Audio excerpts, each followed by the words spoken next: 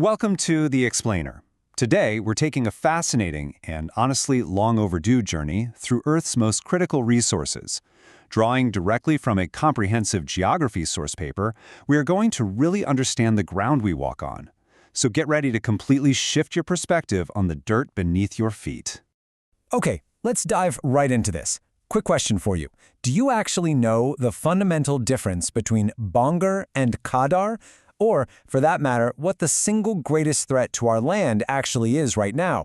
Well, by the end of this explainer, we're going to unpack these exact terms and explore the massive conflict between human progress and environmental preservation.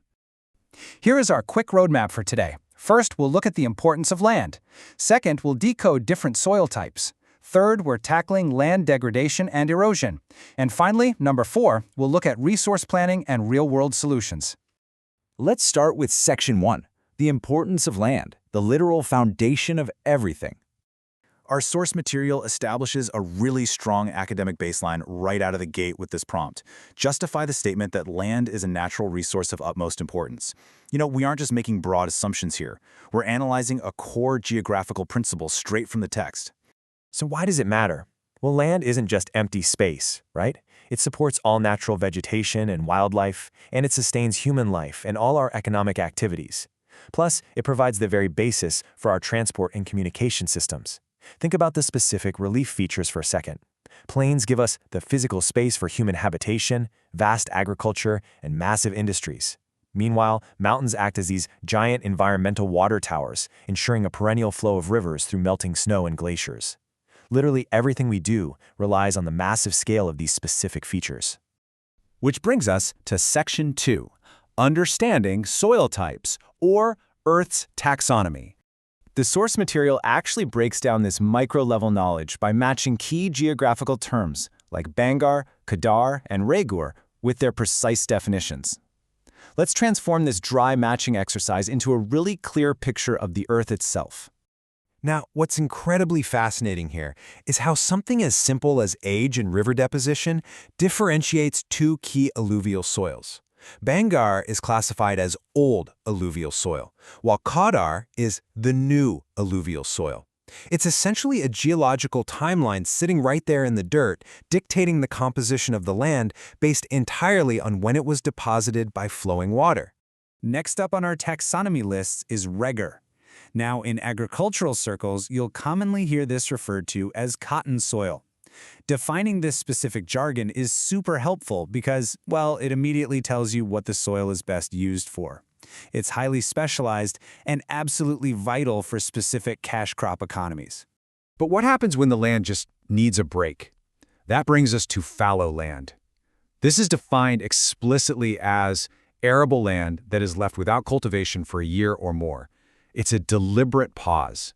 It contrasts sharply with our active, constantly working agricultural soils. It's basically an intentional practice of hitting the reset button just to let the land recover. And of course, we can't forget the extremes. On one hand, we have arid soil. This is formed from fragmented rocks, it's very sandy in texture, and it's highly saline because intense evaporation leaves all these salts behind. Then, on the absolute other end of the spectrum, we have laterite soil. Found in subtropical climates with heavy rain, this soil undergoes intense leaching. But here's the crazy part. Despite being heavily washed out, it's actually excellent for growing crops like tea, coffee, and cashew nuts. It really beautifully illustrates the sheer environmental diversity of our planet. Moving on to Section 3, Land Degradation and Erosion. This is where the conflict really starts. Our source material analyzes a highly critical real-world assertion here. It asks, are mineral processing industries responsible for land degradation?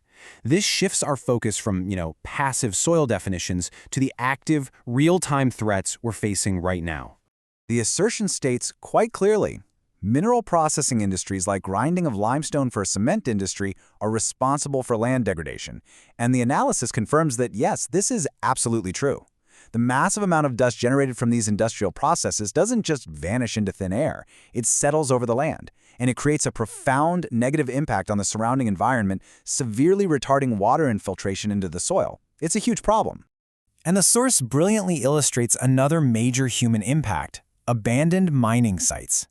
While skipping the cleanup is often justified as, the right practice to save money in the short term, this incredibly flawed reasoning leaves devastating, lasting scars on the physical environment for generations. Okay, let's pivot to Section 4, Resource Planning and Solutions, the resolution to all these issues. So, the crucial point here is looking at highly actionable erosion prevention methods straight from the source. At the most basic level, simply planting grasses, shrubs, and trees anchors the soil. But look at these specific techniques used for non-slope or plain areas. First, there's strip cropping, which involves dividing large fields into strips and leaving grass to grow between the crops to actively break the force of the wind. Then there are shelter belts. This is planting trees in a structured line to stabilize sand dunes and completely block wind erosion. It is literal, on-the-ground environmental engineering. But, as you might guess, individual farming action just isn't enough. We need sweeping, macro-level organization. Our source outlines this brilliant three-stage strategy for resource planning in India. Stage 1 is identification and inventory, meaning you have to actually survey, map, and measure what resources you have in a region before you do anything else. Stage 2 is developing a planning structure equipped with the appropriate technology, skill, and institutional setup to execute your plan. And Stage 3 is matching these specific resource development plans with the overall national development plans. This proves that proper management absolutely requires both targeted micro-level action and massive macro-level organization. So, we've journeyed from towering mountains all the way down to microscopic soil particles. We've examined the industries that threaten them and explored the comprehensive plans required to save them. Which leaves us with a pretty provocative thought. If our land is the foundation of our entire existence, are we really doing enough at both the local and national levels to secure its future? Think about that the next time you look out over a field or a construction site. Thanks for joining me on this explainer.